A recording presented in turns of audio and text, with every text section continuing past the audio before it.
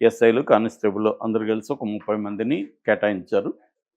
So, వీళ్ళు విచారణ మొదలుపెట్టారు. ఇది రెండో దఫా నివేదిక ఇచ్చిన అంటే ఎప్పటికప్పుడు సిబిఐ డైరెక్టర్‌కి నివేదిక సబ్మిట్ చేయాలి. హ్మ్. అలాగా ఇప్పుడు మొన్న ఒక 2 వారాల క్రితం ఒక నివేదిక సబ్మిట్ చేశారు. ఇప్పుడు మళ్ళీ ఒక నివేదిక నిన్న సబ్మిట్ చేశారు. అంటే ఎప్పటికప్పుడు అప్పుడు వరకు ఏం జరుగుతుందో సిబిఐ డైరెక్టర్‌కి చెబితే ఆయన ఈ విచారణ సరైన పద్ధతిలో వెళ్తుందా? ఇంకేమన్నా పడాలా? లేకపోతే ఎక్కడైనా డార్క్ ఏరియాస్ ఉన్నాయా? బ్లైండ్ హ్మ్. స్పాట్స్ ఎక్కడైనా ఉన్నాయా? హ్మ్. ఇవన్నీ గైడ్ చేయడానికి కోసం వీళ్ళు ఎప్పటికప్పుడు వీడియో కాన్ఫరెన్స్‌లో సిబిఐ డైరెక్టర్‌కి మొత్తం సబ్మిట్ చేయాల్సుంటది. అది ఓకే. నిన్న చేశారు. హ్మ్. అయితే దీని మీద చాలామంది అంటే లీక్ అవుతాయి గదా! అవును ఇట్లాంటివి. సార్. ఇప్పుడు హ్మ్. పోలీసులు చాలామంది ఉంటారు కాబట్టి మీడియాకి లీక్ చేస్తారు గదా! అలాగా ఒక లీక్ అయిన వార్త ఏమొస్తుందంటే కల్తీ నిజమే అని ఇప్పటివరకు ఓహ్! తేలిపోయింది ఆల్రెడీ. దాన్ని ఎస్టాబ్లిష్ చేయడానికి మాత్రమే ఇంకా టైం తీసుకుంటున్నారు. కల్తీ మాత్రం వాస్తవమే అని ఇప్పటికే సిబిఐ ఈ సిట్టులో తేలింది అనేది ఒక వార్త బయటకొచ్చింది. అది హ్మ్. నిజమా కాదో మనకు తెలీదు గానీ, మీడియాలో మాత్రం ఇలాంటి వచ్చింది. అంటే ఇప్పటివరకు వీళ్ళు ఏమేమి చేశారంటే, ఇప్పటివరకు ఏందంటే వీళ్ళు ఈ నెయ్యిని సప్లై చేసిన ఏఆర్ డైరీ దిండిగల్ ఉంటది చెన్నైలో. ఆ ఏఆర్ డైరీ దగ్గరికి వెళ్లారు. ఏఆర్ డైరీలో అసలు వాళ్ళకి ఉన్న కెపాసిటీ ఏంటి? వాళ్ళకి అర్హత ఉందా? ఎందుకంటే టెండర్ ద్వారా వాళ్ళొచ్చారు. హ్మ్. జగన్ గవర్నమెంట్‌లో హ్మ్. టెండర్ ద్వారా వాళ్ళొచ్చారు. సో, టెండర్ ద్వారా వచ్చినప్పుడు టెండర్‌లో ఉన్న ఆ కండిషన్స్‌ని ఫుల్‌ఫిల్ చేసే వ్యవహారాలు ఉన్నాయా? అంటే మంచి చిల్లింగ్ సెంటర్ ఉందా? క్వాలిటీ కంట్రోల్ ఉందా? వాళ్ళు పాలను ఎక్కడి నుంచి కలెక్ట్ చేస్తున్నారు? సబ్బు కాంట్రాక్ట్‌లు వాళ్ళు ఎవరికిచ్చారు? హ్మ్. అంటే ఫర్ ఎగ్జాంపుల్ తిరుపతి జిల్లాలో ఉండే వైష్ణవి డైరీకి వాళ్ళు ఇచ్చినట్టుగా తెలిసిందనమాట. Okay sir. మళ్ళీ వైష్ణవ్ డైరీకి ఒక బృందం వెళ్లి వైష్ణవ్ డైరీలో పరిస్థితులు ఎట్టున్నాయి? హ్మ్. ఎందుకంటే కల్తీ అనేది ఎక్కడన్నా జరగొచ్చు కదా! అవును సార్. కలెక్షన్‌లో జరగొచ్చు, ప్రాసెసింగ్‌లో హ్మ్. జరగొచ్చు. ఎక్కడైనా జరుగుండొచ్చు. ఒకవేళ కల్తీ జరిగిందా లేదా అనేది ఫస్టు నిర్ధారణ. కల్తీ జరిగితే ఎక్కడ జరిగిందది? హ్మ్. ఏఆర్ డైరీలో జరిగిందా? లేకపోతే వైష్ణవ్ డైరీలో జరిగిందా? వీ అది ఒకటి. రెండోది వీళ్ళు సర్టిఫికేట్‌లు ఎలా ఇస్తున్నారు? ఎస్ఎంఎస్ ల్యాబ్ అని చెన్నైలో ఉంటది. హ్మ్. వాళ్ళ దగ్గర ఏఆర్ డైరీ సర్టిఫై చేసుకొని ఈ సర్టిఫికేట్‌ని టీటీడీకి సమర్పిస్తారు. హుహు. సో, కాబట్టి ఇప్పుడు వాళ్ళు స టెస్ట్ చేసే సామర్థ్యం ఆ ల్యాబ్‌కుందా లేదా? అట్లాగే అక్కడ ఉన్న టెస్ట్ చేసే వే వ్యక్తులు ఎవరైతే ఉంటారో వాళ్ళకి సామర్థ్యం ఉందా లేదా? హ్మ్. క్వాలిఫికేషన్ ఉందా లేదా?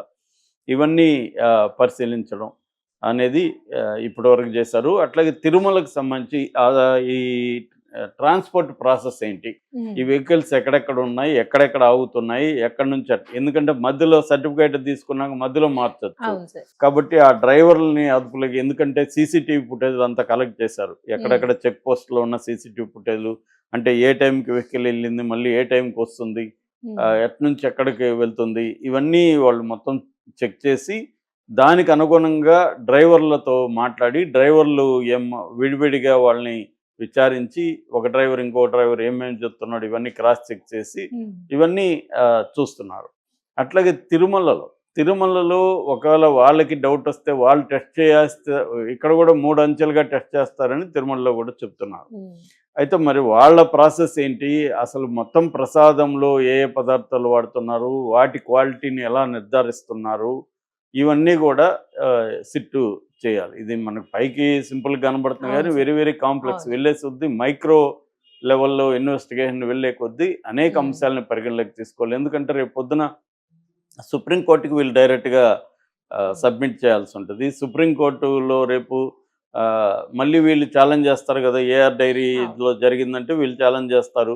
రెండోదేందంటే సుప్రీం కోర్ట్ గూడా మళ్ళీ దీన్ని ఈ విచారణ వీళ్ళు ఎలా ఏది నిర్ధారణకొచ్చినా కల్తీ జరిగిందని నిర్ధారణకొస్తే ఎలా వచ్చారు ఎలా అనేది జరిగింది? గూడా హ్మ్. ప్రూవ్ చేయాలి సుప్రీం కోర్ట్‌లో. సో, కాబట్టి ఇవన్నీ ఉంటది. సుప్రీం కోర్ట్ ఆల్రెడీ చంద్రబాబు గాని, లేకపోతే మిగతా వాళ్ళు మాట్లాడిన దాని మీద అబ్జెక్ట్ చేసింది. హ్మ్. మీరు అసలు విచారణ లేకుండా కన్క్లూజివ్ ఎవిడెన్స్ లేకుండా ఎలా మాట్లాడతారు? హ్మ్. ఒక్కటి ఓన్లీ నేషనల్ ఎన్‌డీబీ అంటే నేషనల్ డైరీ బోర్డు సంబంధించిన కాఫ్ అనే ఇన్‌స్టిట్యూట్ ఇచ్చిన దాన్ని బేస్ చేసుకొని మీరు ప్రకటించారు. ఆ కాఫ్‌లో గూడా డిస్క్లైమర్ ఉంది. డిస్క్లైమర్ ఏందంటే కల్తీ పాల అక్కడ జరుగుండొచ్చు, ప్రాసెస్‌లో టెక్నికల్ ప్రాసెస్‌లు జరుగుండొచ్చు, ఈ పశువులకి ఇచ్చే దానాల ద్వారా కల్తీ జరుగుండొచ్చు. రెండోది మేము కల్తీ జరిగిందని మేము చెప్పడం కూడా 100% వాస్తవం హ్మ్. కాకపోవచ్చు. ఎందుకంటే మా రిపోర్ట్‌లో కూడా ఫాల్స్ పాజిటివ్ కూడా కావచ్చు హ్మ్. అనేది వాళ్ళు డిస్క్లైమర్ ఇచ్చారు. అట్లా డిస్క్లైమర్ ఇచ్చినప్పుడు మీరెందుకు వేరే దగ్గర ల్యాబ్‌లో టెస్ట్ చేయించలేదు? సెకండ్ ఒపీనియన్‌కి వెళ్తాం అవును. కదా! ఇప్పుడు అవును మనం సార్. మనుషులైనా మనం హాస్పిటల్‌కి వెళ్తాం. మనకు ఒక జబ్బు హ్మ్. ఉందంటారు. చాలా సార్లు హాస్పిటల్‌లలో కూడా ఏం జరుగుతుంది? చాలా హాస్పిటల్‌లలో 80% టెస్ట్‌లలో పాజిటివ్ ఇచ్చామని చెప్తున్నారు. హ్మ్. వాళ్ళకి కోటాలు ఇస్తున్నారు. ఈ రోజుకి ఇన్ని పాజిటివ్‌లు ఇవ్వాలని. సో, హ్మ్. వాళ్ళు పాజిటివ్‌లు ఇచ్చేస్తారు. హ్మ్. సో, అందువల్ల పేషెంట్‌లు కూడా ఏం చేస్తున్నారు ఈ మధ్య ఈ పాజిటివ్‌లు పట్టుకొని ఇండిపెండెంట్‌గా వేరే ల్యాబులకెళ్ళి హ్మ్. టెస్ట్ సెకండ్ చేసుకుంటారు. ఒపీనియన్ సెకండ్ ఒపీనియన్ హ్మ్. తీసుకుంటున్నారు. తీసుకున్నాక గాని ఒక నిర్ణయానికి రావట్లేదు. అవును సార్. ఎందుకంటే ఈ హాస్పిటలోళ్ళు అనవసరంగా అవసరం లేకపోయినా సర్జరీలు చేసేయడం, హ్మ్. ఏవో చేసేస్తున్నారు, స్టంట్‌లేసేస్తున్నారు హార్ట్‌కి. సో, అనే ఒక భయం ఉంటది. అలాగే ఇది కూడా ఒక వాళ్ళు ఇన్ని డిస్క్లైమర్‌లు ఇచ్చారు. ఫాల్స్ పాజిటివ్ అని కూడా చెప్తున్నప్పుడు, నువ్వు సెకండ్ ఒపీనియన్‌కి వెళ్ళకుండా, సెకండ్ వేరే ల్యాబ్‌లో టెస్ట్ చేయకుండా మీరెందుకు ఇప్పుడు ఆ ల్యాబు సామర్థ్యం ఏంటో తెలీదు. ఆ హ్మ్. ల్యాబు ఇవ్వగలిగిన సామర్థ్యం ఉందా లేదా?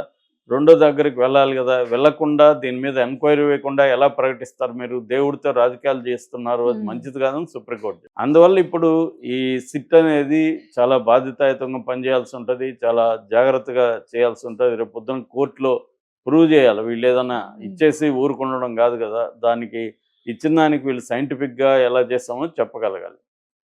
సో, అందుకని సిట్ ఏందంటే తరోవుగా ఒకటి మనుషుల్ని ఇంటర్వ్యూలు చేయడము. అక్కడున్న ఏ ఏఆర్ డైరీ కావచ్చు, వైష్ణవి డైరీ కావచ్చు, లారీ డ్రైవర్లు కావచ్చు, తిరుమలలో పనిచేసేవాళ్ళు కావచ్చు, దీంట్లో ఇన్వాల్వ్ అయిన వ్యక్తులందరినీ ఇంటరాగేట్ చేయడం. రెండవది వాళ్ళకున్న ఆయా వ్యక్తులకున్న సామర్థ్యాలను అంటే ల్యాబ్ రిపోర్ట్‌లో ఇచ్చేవాళ్ళు కావచ్చు, క్వాలిటీ కంట్రోలోళ్ళు కావచ్చు, చిల్లింగ్ సెంటర్‌ల పరిస్థితి కావచ్చు. ఈ వ్యక్తుల సామర్థ్యాల్ని, వాళ్ళ సర్టిఫికేట్‌లని పరిశీలించడం అనేది రెండవది. మూడవది ఎక్విప్‌మెంట్. ఎక్కడికక్కడ కలెక్షన్ చిల్లింగ్ సెంటర్‌లలో కరెక్ట్‌గా ఉన్నాయా లేదా? ఎక్విప్‌మెంట్ అంతా హ్మ్. కూడా పరిశీలించడం. నాలుగవది ఆహ్, ట్రాన్స్‌పోర్ట్ ఎలా వస్తుంది? ఎక్కడి నుంచి ఎక్కడికొస్తుంది? సర్టిఫికేట్‌ల పరిస్థితి ఏంటి? డైరెక్ట్‌గా వస్తున్నాయా? లేకపోతే ఇంకెక్కడన్నా ఆగి వస్తున్నాయా? ఇవన్నీ చెక్ చేయడంతో పాటు హ్మ్. తిరుమలలో నిన్న గూడా పోటుని బూందీ పోటు, బూందీ తయారు చేసేదాన్ని, లడ్డు తయారు చేసేది, ఇంగ్రీడియెంట్స్ ఎక్కడెక్కడి నుంచి వస్తున్నాయి? వాటి పరిస్థితి ఏంటి? ఈ తిరుమలలో పరిస్థితి కూడా క్షుణ్ణంగా వాళ్ళు నిన్న చేశారు. హ్మ్. దానికి సంబంధించిన టీటీడీలో వివిధ వ్యక్తుల్ని కలిసారు. ఇవన్నీ జేసి వాళ్ళు సీబీఐ డైరెక్టర్‌కి పెట్టినట్టుగా తెలుస్తుంది.